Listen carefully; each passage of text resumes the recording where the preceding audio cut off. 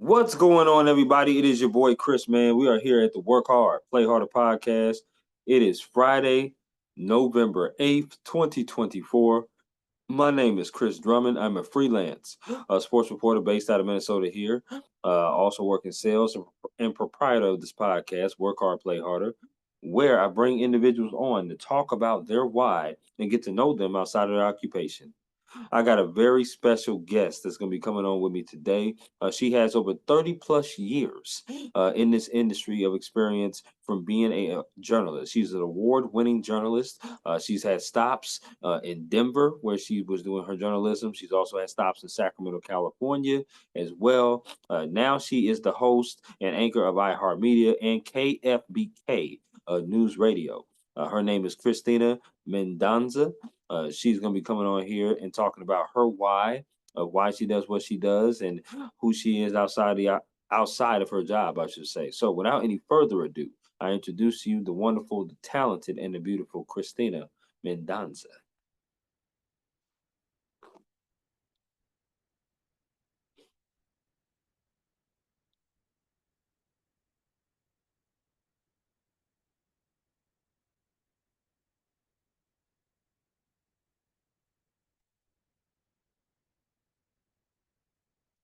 Cristina, good morning. Hey, Chris. How are you doing? I'm doing well. How are you doing? I'm doing good. It's wonderful to see your face. You look absolutely lovely this morning. Oh, That's thank you very much. I appreciate that. It's absolutely. an early wake up call in my industry, so 3 a.m. doesn't really give you time for beauty sleep. So I appreciate it. Oh, well, you making it work. Let's just put it like that, okay? Thank Definitely. you. No question.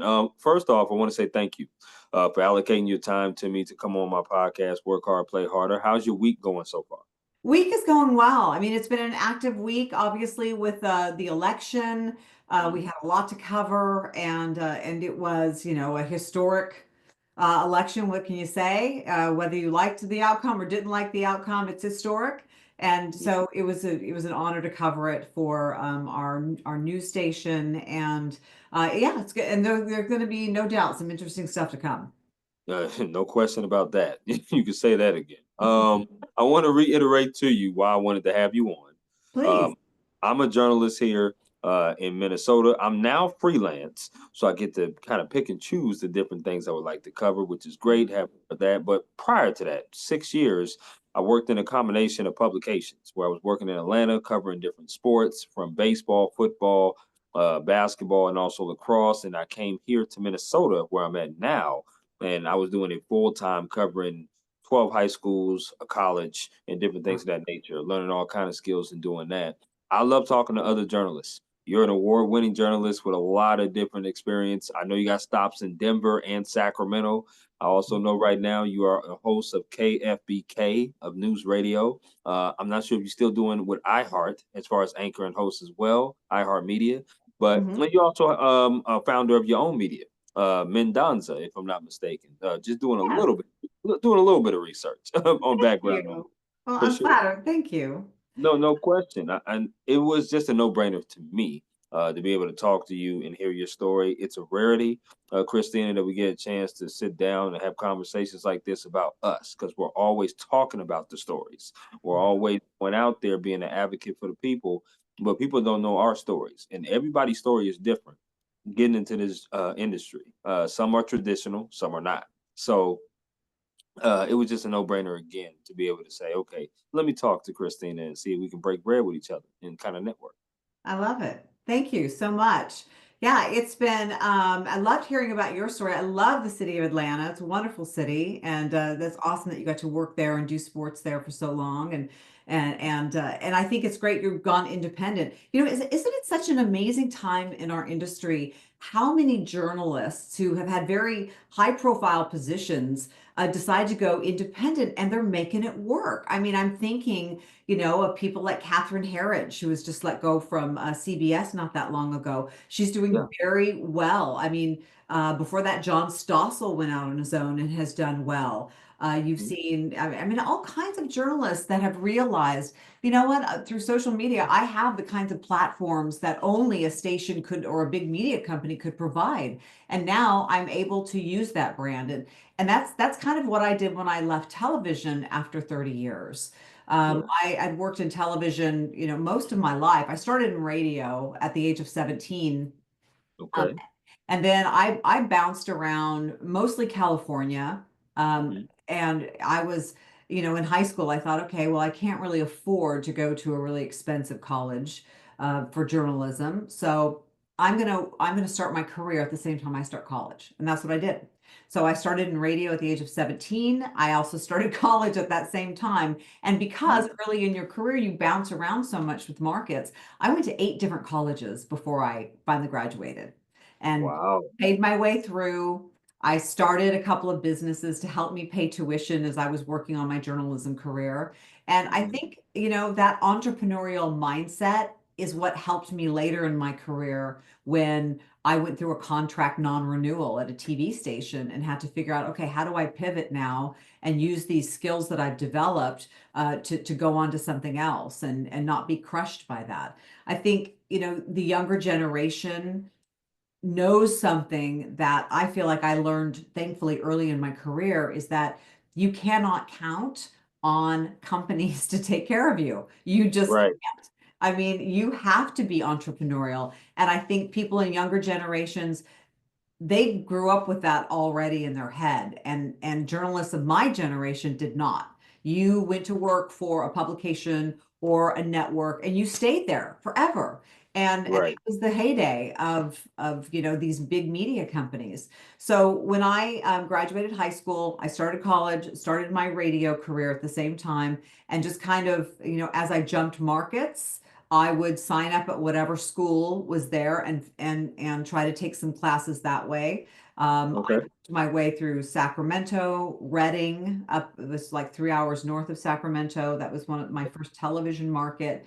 Came back to Sacramento, worked in TV a bit, and then went out to Denver and worked at KUSA, which is a legendary, award-winning station. Learned so much there at KUSA and I went to college there at the same time. I was looking at potential anchor gigs like about 5 years after I landed at KUSA, and I had to choose between Philadelphia and Sacramento. And I was from Wow. Sacramento. I knew the city, I knew the players, and my folks were here still, and my dad was not well at that time. So I had a new husband, and I said, how about Sacramento? And he's from Detroit, so he's like, okay, let's go see what California is about. So we moved Sure. out Sure. here, and we spent 30 years here in the Sacramento area. I worked for the ABC affiliate for 22 years. And Hmm. then, as I told you, in 2017, media went through a huge shakeup, and the company that I was working for was dropping high-priced anchors left and right. So Wow. my co-anchor and I got caught up in that, and they said, thank you for your services. At the time, I interviewed at some other stations. I interviewed at a station in Atlanta. I interviewed at a station in LA, Mhm. and I kept getting these messages from the universe. For instance, when I interviewed in LA, had a great interview for a primary anchor role there. The Okay. news director liked me, the general manager liked me. They introduced me to Dr. Phil, who happened to be there that day, and he liked me, and everything was going great. And then Okay. everyone in the management team got fired. And my agent was like, well, that's the end Wow. of that job opportunity. Yeah. Wow. Damn. Right. Okay. And then I was in another big market for an anchor job there. Again, everything went well. They do all this testing of anchors. Everything Sure. was going great. And then I was having a conversation with my mom on the phone, and she was saying to me, do you really want to move across the country to do something you've been doing for almost 30 years? Mm. Just to maybe in 3 years have them say we're done, or it's just such a tumultuous business, and these companies have no loyalty. So It's so subjective. It's so subjective. it is. It really is. Yeah. And I mean, Yeah. I don't want to complain. I've had a great career, and I loved being a television journalist. Absolutely loved it. Got a front row seat, went to inaugurations, went to conventions, Yeah. went to China, went to Israel, had just amazing experiences. But it is, if you want to start a family or you have a family, it's a difficult position to be in. And Yeah. you have to realize and understand you are a product. And when, as a product, you're no longer bringing in the money or the eyeballs, or they figure they can get a cheaper product, they're gonna do that. There You are you a go. product. I feel like I'm doing a lot of talking and not letting you interject. No, no, no, no. This is a conversation I love to have. I love it. Okay. So yeah, So please I go just ahead. decided after, I wasn't going to take this job. I thought, no, I'm not moving across the country. I had a kid who was like a senior in high school at the time, and I want to move her. So I thought, okay, well, what can I do with my skills here? I Hmm. started talking to, contacts that I had in the community, and I thought, one of them reached out to me and said, you know what, we want to attract business to the city, and we need someone to tell the stories to people who might want to invest. Hmm. So we have this contract with a group of Silicon Valley investors, and they would like to tell business stories. What do you think? And I was like, "Psh, that's what I do. I tell stories." So that was the Absolutely. birth of Mendonsa Media. My first job was working for a chamber of commerce who had investment money from these Silicon Valley investors to tell stories about business. So that's what I did. I told stories about all kinds of tech businesses, and I mean, it was a fascinating. We did 3 seasons. I produced it. And when we first started, I shot, I edited, I did the graphics, I did the on-camera work, I did the audio work, and it was a lot of work, but it got my company off the ground until I could hire out for those different things. That's, I Sure. think, the other lesson for journalists is, I mean, if a company you're working for ever wants to give you training, take it. Every skill that you can pick up is a skill that you can pay the bills with. So Absolutely. skills pay the bills. So I started my business with just me turning stories, and I've been able to grow it. And now I just finished my second documentary that's airing Okay. nationwide. And I have, a whole bunch of people who I brought in to do that with me. And I don't have to shoot anymore. I don't have to edit anymore. And that's glorious. Not having to do all of Absolutely. Absolutely, Christina. And we definitely will get into that because I would love to, get title of that and talk about that a little it. bit for Sure. sure. I just love that intro. I love the intro of what you're doing since high school.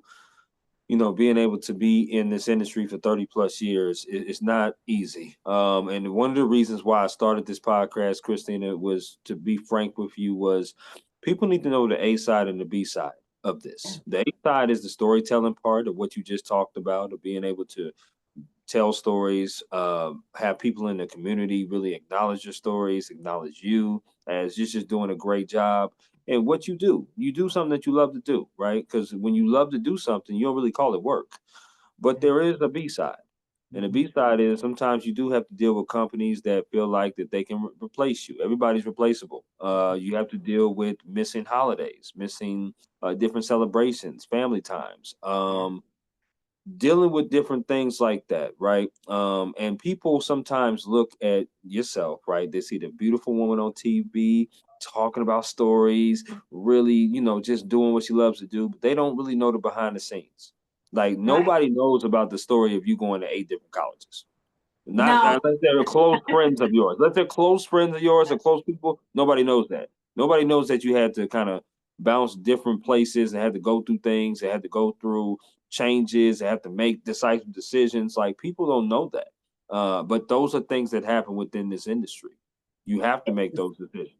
you do. And sometimes, I mean, there were lots of nights that I was gone, and was not tucking my children into bed. And I'm thankful. One of the things as a journalist, I say to other young journalists, really, if you want to stay in this industry and it's very important to you to be in this industry, then choose well who you marry. choose well who you marry I like because that. it's very hard for two spouses. I've seen it. I know a couple where both of them are in journalism. They've made it work.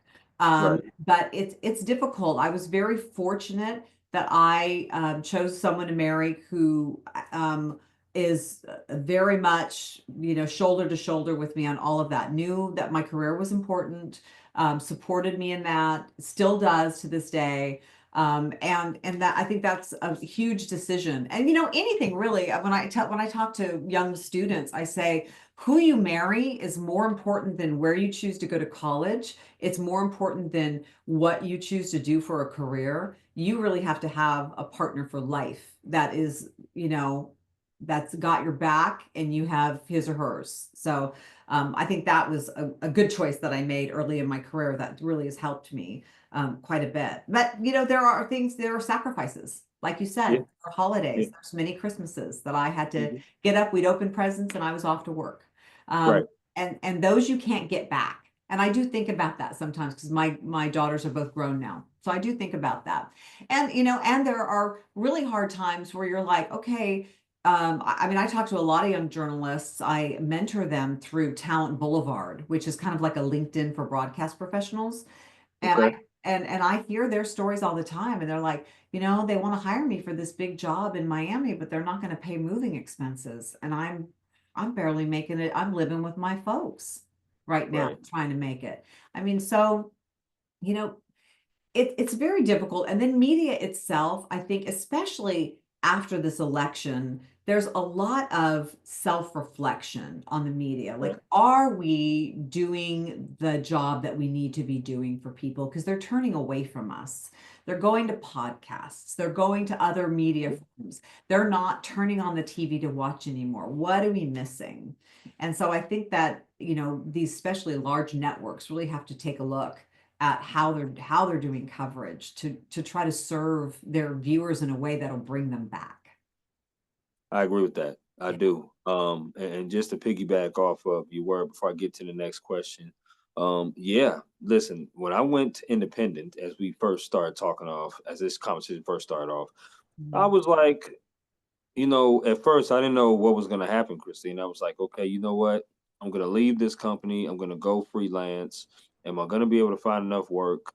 Right. Do I need to get another job? Which I do have another job, Mhm. full time that I work as well. But I love this industry so much. I love doing sports. I loved covering those kids. I love doing the colleges. I love just being a mentor. I love that. I don't want to break away from that, but I knew I had to separate myself because of the treatment, mainly, that I was receiving at this particular publication. Just to be transparent with you, Yeah. um, I'm based out of here in Minnesota, it's Southwest Minnesota. Um, I was the first and only African American ever hired at this publication. Wow. Wow.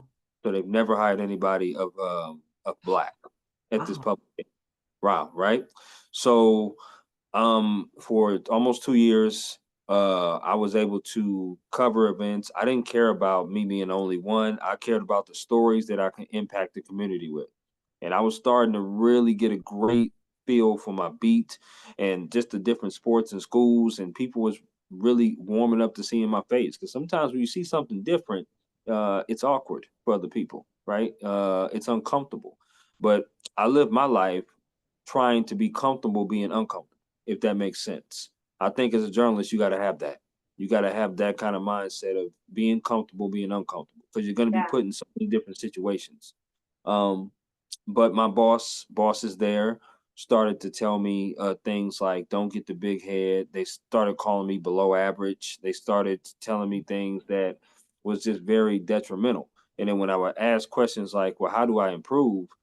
The thing that put the cherry on top was the statement of, and I quote, "We don't have the necessary resources here to help you." Oh, So when that was told to me, immediately, Christina, I said, okay, it's time for me to pivot because there's no point of me trying to continuously put in good work, continuously get views, up the subscriptions here. If you're going to continuously call me, below average and tell me things of that nature. And Well, and I not provide the leadership to improve your staff members absolutely, is, yeah. absolutely, and that was the main thing was that you can say those things. I can be bad. I can be this. Critiquing is not a problem. You're gonna Yeah. get critiqued, fine. But when you say you can't help, well, Yeah. what kind of leadership is that? Why would I want to represent a company like that? So Yeah. immediately I had to pivot and I was like, yeah, it's time for me to go. And since then, it's been beautiful because now I've even put more into my podcasting skills.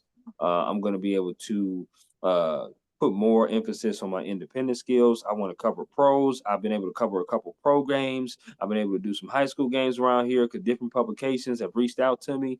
And now I'm perfecting my podcasting skills a little bit more so I can turn this into a business because that's what I want to do. I want to be able to expand. You become, you know, not just a journalist that works for an outlet, you become like a leading voice. I Hmm. mean, I Definitely. look at, you know, I some of the, I mean, I look like at a Catherine Herridge or like a Cheryl Atkinson. I mean, they are doing their own. They went out, they did their own podcasts after they were actually let go from their networks, and they went out and started their own podcasts, Yep. doing extremely well, doing amazing work, getting attention, getting accolades, getting awards, and making a difference. And people are really like seeking their work out.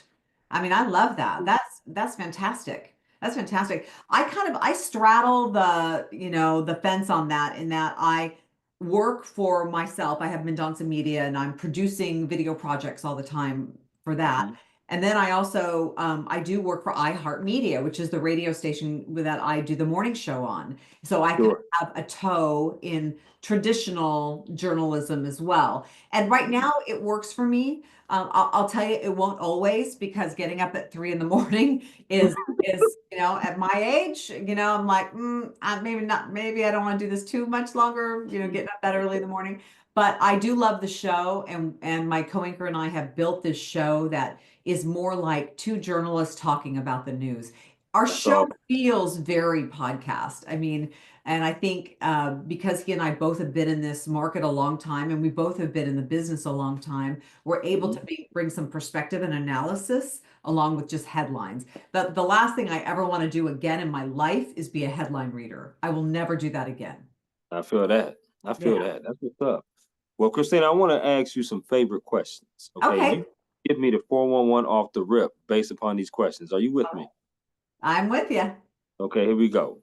Favorite meal you like to cook?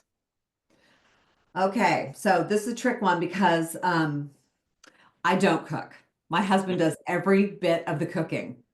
So I can tell Okay. you my favorite meal that he makes is Hmm. probably carbonara, pasta carbonara. I love that. He's a great, I mean, he cooks everything great.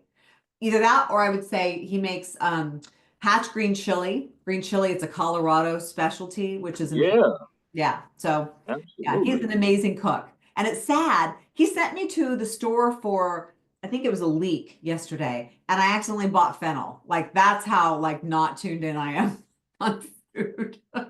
You I'm, was way out there. yeah, I was. I'm like, it looks the same. And he's like, no, honey. Right, right. Okay, shout out Mr. Mendonsa for doing that. That's amazing. That's Yeah, he awesome. loves to Okay. cook. He's Italian. He loves to cook. That's what's up. Okay. Favorite concert you've ever attended? I took my daughter to see, okay. Yeah, I was in high school and I um, went to go see a concert. It was, I believe, George Benson, but his opener was someone no Hmm. one had ever heard of named Whitney Houston. Oh, And wow. when she opened for him, and when I saw her opening act, I thought she's not going to be on tour with him for much longer. She's going out on her own. And I didn't even know Whitney Houston was on the ticket. And I'm like, is this a country artist? Who is this? And Right. yeah, I was still in high school. So, I mean, I'm aging myself. It was a long time ago, but no one had ever heard of her. She was the opening act, and I was blown away. And to me, I'm so happy I got to see her before her rise. Absolutely. Yeah. Definitely one of my my mother and my aunts. Yes. favorite people they've ever saw in concert for sure was Whitney Houston. A close second for them is Janet Jackson because they saw her at the Rhythm Nation tour when she had that back then. So, but Yeah. for me, my favorite concert probably because I'm in my 30s now. Probably a little back when 20, I'll say Jay-Z and Kanye, which is kind of I kind Okay. of Yeah. yeah, That would Jay-Z. be good. That would be good. That was a good concert for sure, no question. Favorite place you've ever traveled to? Greece. So we Please, went to please tell me about that. Please. okay. Oh, this was amazing. So it was 10 of us. And so my husband and I, we don't usually like to vacation with other people, but we have this group of friends that are the most amazing people to travel with. So we went, it was 10 of us. We went to Greece. We got on this sounds so shishi, but it was actually really affordable with all of us. We got on a yacht Hmm. in Greece and we toured islands and we were out there for a week and I've never seen bluer water. I've never like tasted amazing, clean, fresh food on each of these islands. We took amazing hikes. We saw like archaeological sites that are, just centuries old. I mean, Hmm. just the whole feel of that place was amazing because we weren't in the cities. We were just out in these islands. We were invited into some people that lived on the island invited us into their house, like gave Okay. us coffee, and we all couldn't talk to each other, but we just kind of I don't know how we worked it out. We did. And I mean, just so Greece was amazing. Yeah, I think that was my favorite trip. Now, how long was that flight? And not too bad. I think it was 10 hours to That's, Italy, and then we that's made a hop from Italy. got you. So I know I would say Cabo San Lucas prior to me going to a cruise. Got back from a cruise about a week and a half ago. Yeah. Yeah, so my father ended up setting it up. And it was my first cruise I've ever been on. And we went to Cozumel, Mexico. We went to Jamaica. We went to the Cayman Oh, Islands, and we went to the Bahamas. And oh, Jamaica was so beautiful. I I mean, bet. Yeah. Christina, it was unreal. That cruise was unreal and off the hook. I mean, I was Nice. like, there's so many decks. There was so many jacuzzi stuff. There were so many options of things to do on the boat, and I was just in awe because I never seen a boat that big in my life. I mean, Yes. maybe the Titanic on TV. It didn't do no justice, but Those I've cruise never ships seen a are boat that amazing. They're like little right. cities. Right. Yeah. So I'm hooked. I'm already talking to a travel agent now to go on another cruise in 2025. So Oh, that's fantastic. Yeah. Well, they have cruises in like Greece too. If you could double up and have a little of that too. and that's why I was asking because I definitely want to do Greece, Italy, Oh, something like European because I just got my passport this year. So I want to be able to kind of travel and be able to do different things. Another one that I'm looking into is Honduras, oh, Belize, okay. Nice. in San Juan, Puerto Rico, where they port from Tampa, Florida. So I'm looking into that as well. So yes, definitely 2025. I'm going on another cruise. Oh, So, love it. but I can do that because right now I don't have any kids. I don't have a significant other. So I can do that now. So I might as well take advantage of it in my early 30s for It's a sure. good idea to travel like that when you're young, for sure. Yeah. No question. I'm a sports person, so I got to ask you a sports question. Okay. Favorite sport you like to watch on TV? Favorite sport you like to attend in person? It could be the same sport. Okay, so favorite sport I like to watch on TV would be football. So, Okay. and in our house, we cheer for the Detroit Lions. Well, okay. Your husband's from Detroit, so I He's from understand. Detroit. So, and he's a huge Detroit Lions fan. So, He's uh, gonna be very happy this year. He's gonna be very happy. I think so. I mean, I think so. Last year was a heartbreaker, I know but it he was. he he says they break his heart. He goes, "Oh, they break my heart every year." So I think that would be my favorite sport to watch on television. In terms of in person, I love in person basketball. So we have Sacramento Kings here, so we watch Yeah. the Kings game sometimes. I love watching them in person, and I also like I like hockey, but I only like it in person. I don't want to Yeah. watch hockey on TV. So yeah. I'm 1000% agree with you. There's nothing like being in that arena and seeing them hit the glass and just seeing them Yes. fight and just the roar of the crowd. I love that. And I'm a huge basketball person too. Now, mind you, I grew up in California.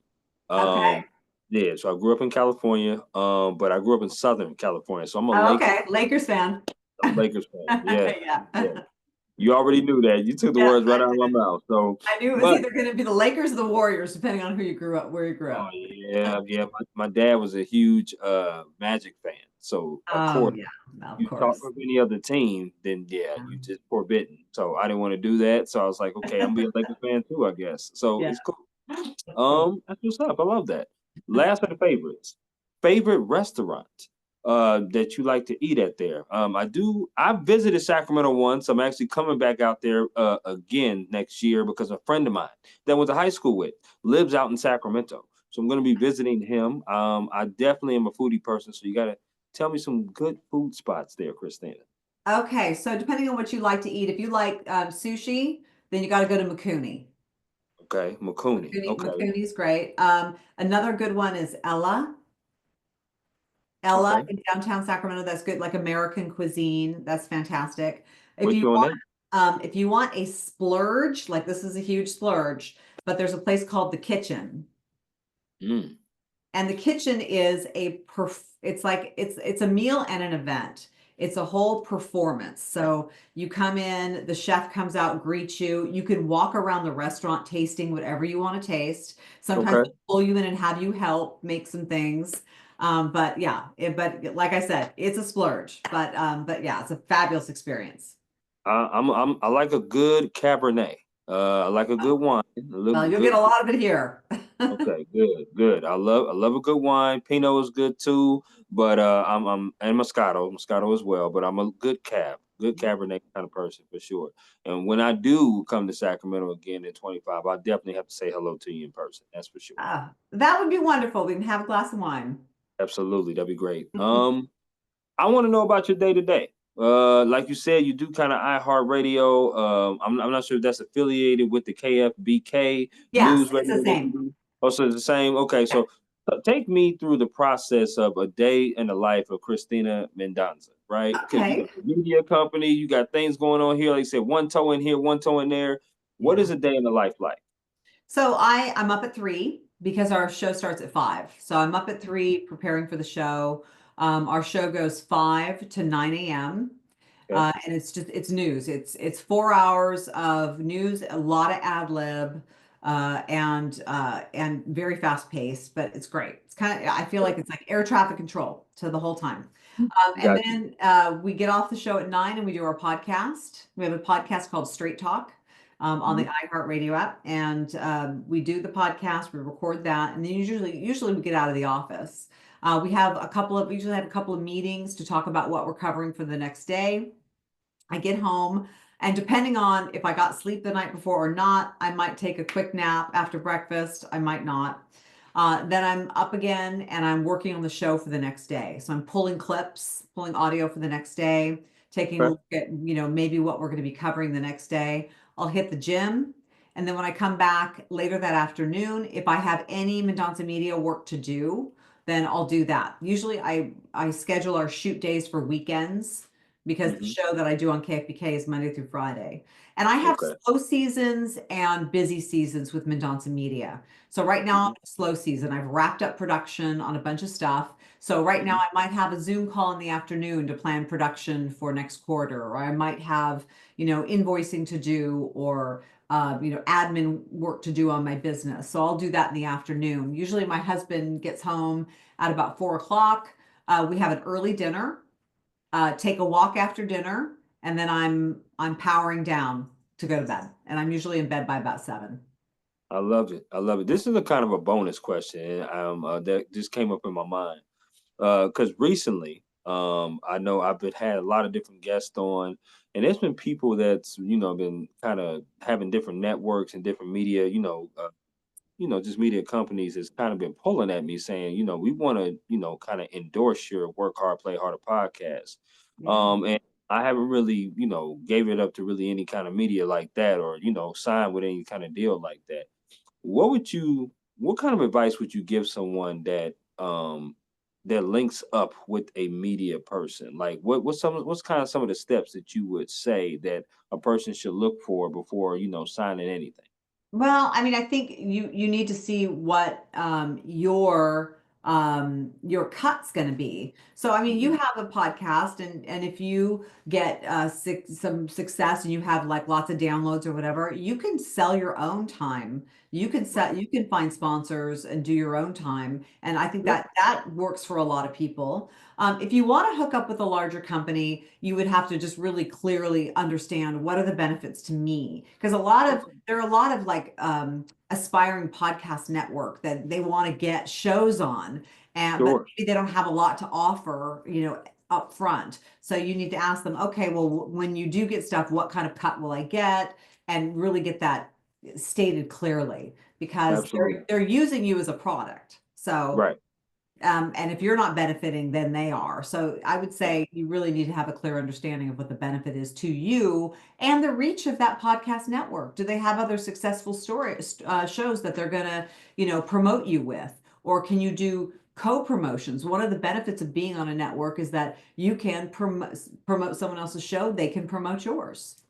Right. Absolutely. And see, that's kind of like the hesitancy that I have because, people say, okay, it's good to have a network and good to have a big media, but, I'm not one of those that, if you dangle the cheese, I'm not going to just bite it like a rat. Like, you got to be able to understand, like, you got to break it down. It got to be a benefit. And I'm going to hold off on anything before I sign anything or look up anything like, you're going to have to make it worth my while. That's why. So I thought that was a nice bonus question to ask you for sure. I want to ask you about mental health though and work-life balance based upon that because you have a pretty set schedule of what you do. And to have to be in this business and in this industry, redundancy, we do it all the time, right? Repetitiveness of a set schedule. We have to be disciplined to do that. But there's a lot of words like burnout, overwork, underpaid. Those words come up too. I've had colleagues leave, Christina, this industry that I know of. I'm sure you definitely had some colleagues leave this industry because of that as well. How do you maintain your mental health and keep it strong, but also have that work-life balance? Obviously, you work very hard doing what you do, but you do seem like a wonderful person to be around and have a good time with. So, how do you balance that? I think I try to take, like I said, my business is seasonal. Like there's certain seasons where I'm doing a lot of shooting, and when Mhm. I'm out and doing a lot of production days, I find that I have to schedule those so that I don't get too burned out. Like I'll do like a month where I'll stack a bunch of production days, but I Mhm. know at the end of that month I'm going to get a break. When I feel like I'm churning away and not getting a break, I get short with people. I get short with myself, and I can Gotcha. feel that irritation. And when I feel that irritation, I'm like, okay, you need to back off. You need to say no. Right. You need to, you need to make sure that on the weekends you're doing, your due diligence to take care of yourself. I do Mhm. yoga, which really does help. And I'll do it a couple times a week, and I do that hot yoga where you're like sweating, like, Know what you're talking about. Yeah. yeah, I mean, Mhm. that to me gives me a reset where I don't have a phone, I don't have my iWatch on, I have nothing. It's just me, meditative space. And that helps a lot, kind of give me a reset. I really do, and this sounds so like touchy-feely, but I really do try to practice gratitude. Like when I'm feeling resentful, like I've got all this stuff on my plate I've got to do. I Mhm. try like either at night before I go to sleep or in the morning when I wake up, I try to think of, okay, all the things I'm grateful for. This is what Sure. you wanted. You wanted a successful business where people sought out, your storytelling skills, and you have all these amazing clients that have great stories that you're proud to tell. And Sure. you have a co-anchor at work has a work ethic like yours, and he's got your back. And you have a wonderful partner. I just try to think of the things that I'm grateful for, and even in my lowest time, Chris, when I was, scared about making the transition from television to my business and wasn't sure it was going to work, and it seemed Right. overwhelming just trying to set up the structure of the business, even then, I was like, you know what? I've got a husband who's saying, you're kicking ass. You're doing great. And Absolutely. I had friends that supported me, and I had people who believed in me. And I think, you have to fall back on that when you feel the pressure of doing too much, and you have to be grateful, but you also have to realize, okay, I need a break. Where can I Mm. take that break? Where can I schedule that in? So setting those boundaries is what you're saying is very important within yourself. Is what I'm getting at, and what you're trying to, Yeah. advocate to me about, and that's absolutely true. No question about it. It's a great segue though, because I want to talk to you about, now that you are a mom, but you say your kids are grown, you are Yep. married, you have a Mhm. business, you do work. What is some advice that you would give, preferably women, but just people in general that actually want to have all of that, right? Have the mom, have the Yeah. career, because it's difficult, like you said early on, to make that decision. When was you ready, if you don't mind me asking, of making that decision of, okay, I wanted a family, let me pull back. Right. I think I was pretty young. I was 25 when I got married. My husband's Okay. 24. And I think for me, it felt like the timing was right in that part of my life. Awesome. I was already working as a reporter in Denver, and when I met my husband, I think, the right partner is so important. I mean, I cannot stress that enough. Having the right partner is so important, because you guys have to have the same goals. I Sure. mean, if you were a hard charging career woman and you marry a guy who wants a traditional wife, that's not probably going to work. Right. Unless you think, okay, I'm going to pour all of that into being a traditional wife and the best traditional wife I can be, then great. If that's your goal, and I know lots of women that is their goal. Um, Sure. but for me, that wasn't going to work for where I was going. I needed someone who was willing to move out of Denver, because a career like this takes you places. So I think the choice of the partner is most important. I don't think there's ever a good time or a bad time to get married. I really don't. Right. I mean, it's kind of Right. like, it's all about when you meet that particular someone. So I think that's part of it. I would say keep an entrepreneurial mindset. And when Mm. I mean that, I mean always have a plan B in your head. What happens if everything blows up? So there was a quote that I saw, and I actually sent it to both of my daughters, and I sent it to my husband. And it's something to the effect of, if you prepare or if you don't plan for order, and you will be disappointed if you plan for order. Prepare for Okay. chaos. Mm. Don't plan for order, because things are never orderly like you think they're going to be. You Mhm. prepare for chaos. So, and then you won't be disappointed, because you have prepared. So you can't say, at 25 I'm going to do this, at 30 I'm going to do this, at 35 I'm going Yeah. to do this. You can't Yeah. plan, because it's not going to lay out in an orderly fashion like that, and you'll be disappointed. What you do is you prepare. You say, I'm going to get all the skills I can get. I am going to make sure that I never stop learning, that I stay humble, that I stay hungry, and then when chaos is swirling around me, I will be able to determine what is the best path for me. Absolutely. I love that. I love that. Another bonus question here, Christina. Did your Okay. daughters ever want to follow in your footsteps of being in the media? You know what? My younger daughter, not in the media. They have no interest in journalism, although they're both great writers. But Okay. both of them started off as musicians. Now, our youngest daughter is in Nashville, and she actually is the manager for a music studio, and she works for a big time producer that has produced like acts like The Killers, and Oh yeah. has produced, like, even for Dolly Parton and stuff, has produced, right? So she just got this job as a manager for this studio. And Okay. this is her goal in life. She's a musician herself. She plays drums in a punk rock band. And then she wants to work in the music industry. Her goal is to be a producer. That is her goal. And so she's on the right path, working for a producer. Definitely in the right city. That's for sure. Oh yeah. Nashville? No question. No She moved to question. Nashville specifically, because she's like, if I'm going to be in the music industry, it's LA or Nashville. So, No question. and No Nashville question. is a little bit more affordable. So she went to Nashville. And then our oldest daughter, she lives in Dublin, Ireland. And before that, she lived for 6 years in Australia.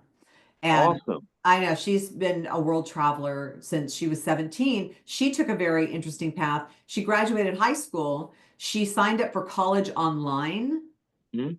and she traveled the world.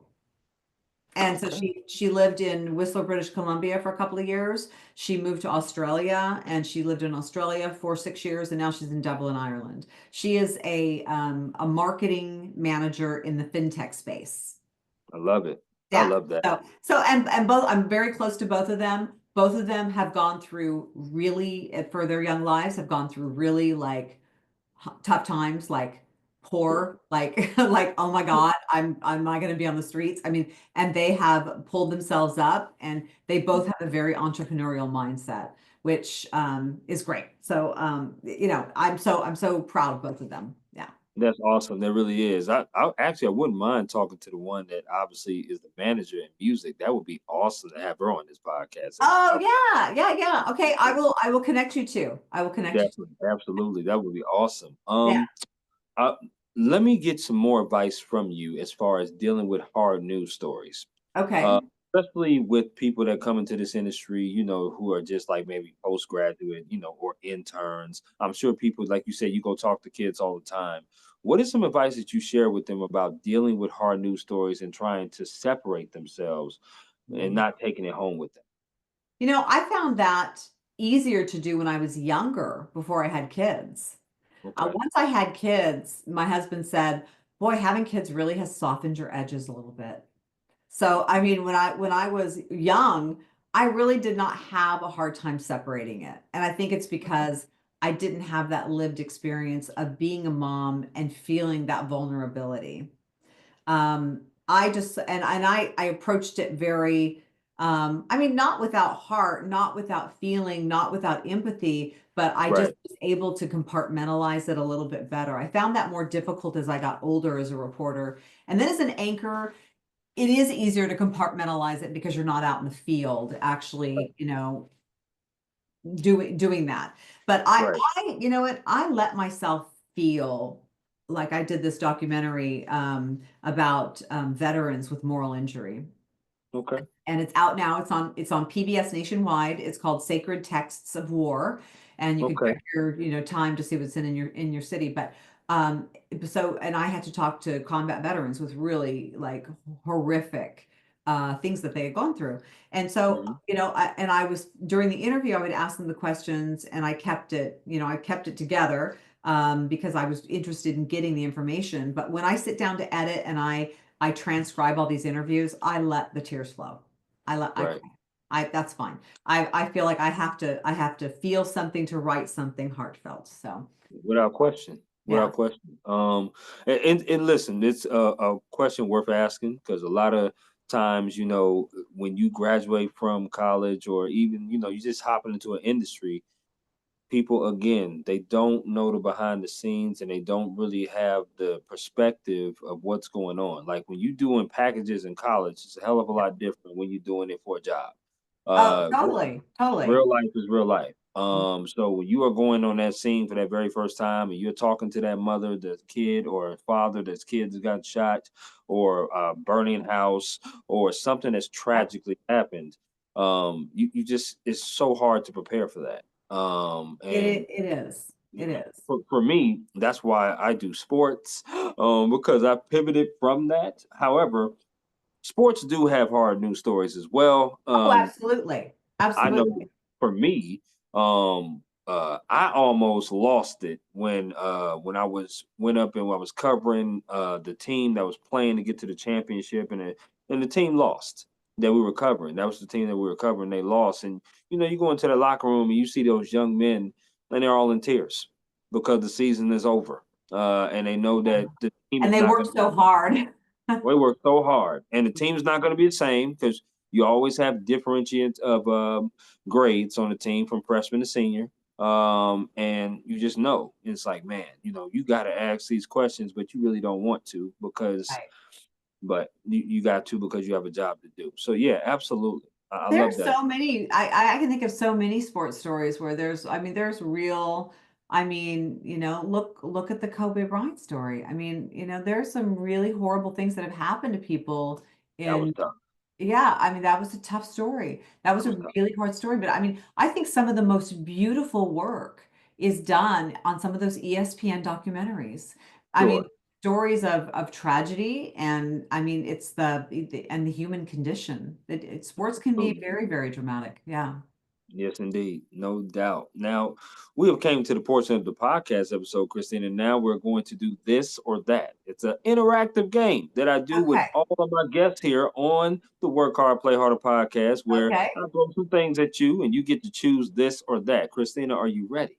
I am ready. All right. So we've been vibing all podcast episode. You've been absolutely amazing. There's no question Thank about you. it. Okay. Here's the first question. Which restaurant are you choosing? Popeyes or KFC? KFC. Okay, I'm okay. going I like classic. I'm that. going classic.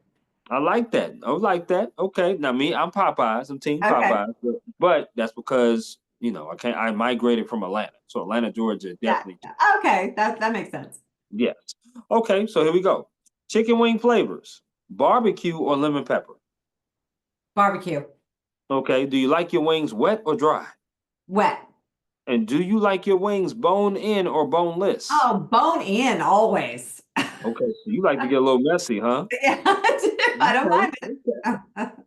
I like that. Give you a wet wipe and just go to work on the Let wing. me You go. good. I love it. I love it. Now you back in my good graces. I love it. Okay. Okay, thank We're you. good. Here we go. All right. So now I'm gonna ask you a question of music concerts. So the next four is gonna be which music concert would you rather go to? Okay. Okay. So here we go. Which artist would you rather see in person? Would you rather see Aerosmith or the Eagles? Gosh, that's tough. I've seen the Eagles before, so I'll just say Eagles. Yeah, Okay. yeah. Okay. I I'm like not a big that. Aerosmith fan. Okay. I'm with you on that. Okay. Which artist would you rather see in person? Would you rather see Whitney Houston or Janet Jackson? Okay, I've seen Whitney Houston. I loved Whitney Houston. I've never seen Janet Jackson, and I love Janet Jackson, so I would want to see her. I love that. I love Yeah. that. Okay. Okay. Now, which artist would you rather see in person? Luke Combs or Morgan Wallen? Okay, I'm gonna embarrass myself here. If I met both of them, I wouldn't be able to. I'm not a country fan. I mean, I've heard of them both and I've heard their songs, but Oh I'm my not a goodness. big country fan. That listen, that's okay. That's all right. Your daughters may get you on that though. They I may. know. I think she will. I think she will. Okay. We're gonna pivot. We're gonna pivot. That's okay, because I'm Okay. always prepared, like a Boy Okay. Scout. Okay, so Okay. here we go. Which artist would you rather see in person? Brandy or Monica? R&B. Brandy. Oh, okay. Okay, I'm with you on that. All right. Last one of the music. Which artist would you rather see in person? And these are artists I'm going to give to you in their prime. Boys the Men or New Edition? Boys to Men. Boys the Men. Yeah. Okay. Boys to Okay. Men. They got the love. That love They music. did. They did. They were slave I do days. love R&B. So All right now. All right. Let me find out. That's what's up. I like that. Okay. Which sport would you rather play? Badminton or bowling? badminton. Are you a terrible bowler, Christina? Yes. I dump it in the lane all the time. Okay. Okay. Well, listen, I love the fact that you are honest and open and you know what lane to drive in, and damn it, you drive in it well. So I feel you on that. Okay. I like badminton too. I just haven't played it since high school. It's been a few years, many years actually, but that's okay. Okay. Which sport would you rather watch on TV? Hockey or baseball? Hockey. Okay. Baseball to me is boring. Baseball to you is boring. Okay. Yeah, not a I big feel fan. you on it. That we've been vibing all show long. That's probably the one time that we like, oh man, I gotta say, oh man, on that one. Okay, but that's okay. We can't have it all, Christina. We can't have it all. So I understand. Okay. Do you like desserts? Yes, absolutely. Okay, so I'm gonna throw four categories out there of desserts for you. Okay. Okay. And you get to choose one of these you'll never eat again. All right, Okay. so here we go. First one is ice cream. The next one is cake. The next one is candy. The last one is cookies. Which category are you saying that you'll never eat again? Ice cream. Really? Wow. I'm not a huge fan of ice cream. If I have the choice between ice cream and one of my husband's chocolate chip cookies, I'll take the cookie every time. I feel that. Now, what's your favorite cake? My favorite cake is red velvet. German chocolate. Oh, oh, okay. Yeah, German chocolate. Hey, at least I didn't say carrot. Ooh, yeah. Thank the heavens you did not say no damn carrot cake. Thank goodness. No, no kidding. No, no on that one. Okay. Do you like potato chips? I do. Okay, so same format. You have to get rid of one of these brands you'll never Okay. eat again. So here we go. First one is Doritos. The second one is Ruffles. The third one is Pringles. The last one is Lay's. Which one are you getting rid of that you'll never eat again?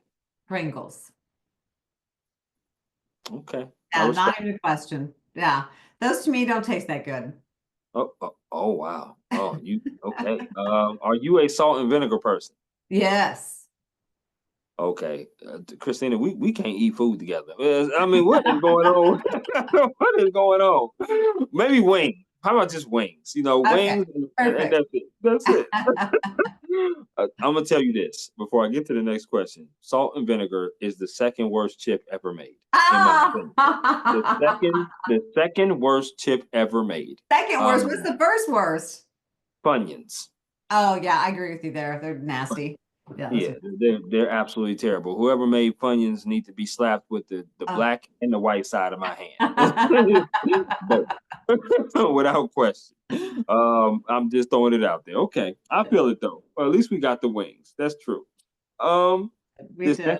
this next question here has to do with, and I love asking this question to all journalists and people that's in journalism. If journalism wasn't a career path of yours, if it's something that you never did, what career path would you have chosen to do and why? I come from a long law enforcement family. So I Mm, probably, and I, my best friend became an FBI agent. So I probably would have gone into federal law enforcement somehow. I'm thinking maybe I would have done that. Yeah, you know what? I don't know what else I would have done. Yeah, yeah, I love this. So yeah, absolutely. And yeah, it's always interesting to hear the answers on that based upon the yeah. people that have asked that. I can totally see you in law enforcement, like being a captain or something like that. Oh, Like, thank you. I can Yeah. see that. I can see that. I really could. I would say theater for me. If it wasn't Theater. journalism, Right. yes. I love plays. Love Right. plays. Love it. Musicals. I love stuff like that. So yes, Ah, absolutely. oh Um, my gosh. It has been so like lovely getting to know you. This is so nice. Thank you for having absolutely. me. No, you are absolutely welcome. I have two more questions for you. Okay. And then we will definitely wrap up here for sure. This next one has to do with advice. What advice has someone given you that you hold on dearly to?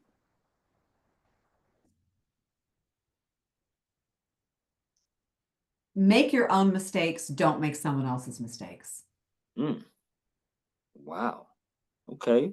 Make your own mistakes. Don't make someone else's, or don't make someone else's mistakes. You said that Yeah, right. don't be manipulated into doing things or acting in ways that aren't true to your own values. Make your own mistakes. I love that. I really do. Wow. I don't think I've ever had a quote like that before. So I'm definitely going to keep that in my mind for sure. Um, This has been a really, really authentic and amazing conversation with you, Christina. Obviously, channeling from the time you were 17 all the way up to now, working as hard as you worked in the different places that you worked. You gave such great advice. And I really do appreciate you going through your story of talking about each stop and doing what you do. I can't get you out of here yet because I want you to talk about that documentary that you just wrapped up. Oh, yeah. I don't know if that was something of, I know you said you made two. I was thinking about that other documentary that you talked about. I definitely would love to hear about that. Yeah, so the first one we did was called COVID Lost and Learned. And that I'm not even sure if it's in distribution now because it was made during COVID, but it was conversations with journalist friends of ours from all over the world that how their countries were dealing with COVID. This Hmm. latest one is about combat veterans with moral injury, and it's called sacred texts of war. Now, we've all heard of post-traumatic stress. Moral Yes. injury is an offshoot of that. Moral injury is trauma with the added attribute, not attributes, but with the added guilt and shame. So Okay. it's trauma, but it's like, I caused it. I killed someone. I did something against my morals. I Hmm. can't fix it. I'm a monster. And that's the way these veterans feel because of things that they have gone through, decisions they made or didn't make, people they killed. So we follow them through this revolutionary treatment called narrative therapy, where they write a letter, not about the trauma, but to the person they killed, the person they lost, the person that they feel like they wronged. And then they read that letter out loud in a group of worthy others, other veterans who have been through the same thing. And through that process, they are able to find context and able to forgive themselves. So we follow 6 veterans through the hour, Okay. and you see how their stories resolve. And it's on PBS Yep. nationwide. In different markets at different times. It just aired here in Sacramento, and I looked at the carriage list. It's in most major markets, and PBS will have it for the next 3 years. So I can send you and provide you a link to the documentary on Please their do. website too. But it will air on TV, and then it also will live on their website for the next 3 years. Absolutely. Please do that. I could I definitely will. put the link in there. And when people do check out this podcast episode, once I post it, they can be able to see the link as well and tap on that and be able to look at it. Wonderful. Christina, this has been once again a great conversation. As I always do with every guest on here, I ask this final question. Is there anything else you would like to add about yourself, job, or anything at all before we conclude? You know what? I just would like, people to, wherever they are in their lives, wherever they are in their careers, understand that you are just a couple of decisions away from a different life. You're just a couple of decisions away from all the success you want, and that it can be achieved. I mean, and find someone in your life that you love or care about that believes in you, and they're there to kind of boost you at times where you're feeling low. So again, just a decision or two away from the life you want. And that is actually the truth. It really is. And we have said some really wonderful things on this podcast. I hope people would definitely pay attention to it. You're certainly a new fan, or I'm a new fan of yours, I should say. Thank Uh, you, Chris. in touch with you for doing what you do. Please don't be a stranger, Christina, and enjoy your Friday and the rest of your week. Chris, thank you so much for having me on your program. I appreciate it. And it was an honor. I appreciate it. Thank you so much. Okay, take care.